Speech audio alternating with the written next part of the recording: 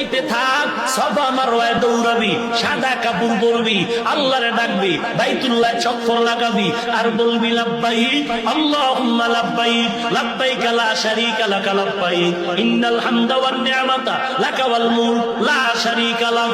ও মালিক, তোমার গোলাম তোমার দরজায় হাজির। দেখো সাদা কাপড় পরে ফেলছি, কবরের সূরা দইরা ফালাইছি, দুনিয়ার কোনো চিন্তা নাই, দুনিয়ার কোন পোশাক আমার গায়ে নাই, দুনিয়ার একটা কালো সুতা আমার মাজায় নাই। ও মাওলা, আমি তোমার পাগল হইয়া সাদা কাপড় পরে এখন ঘুরতেছি।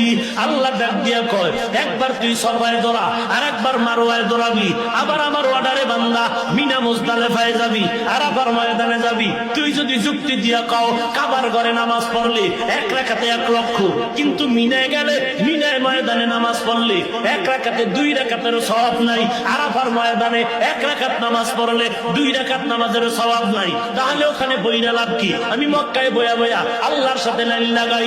আল্লাহ বলে চালাকি করলে হবে না। ওরে বান্দা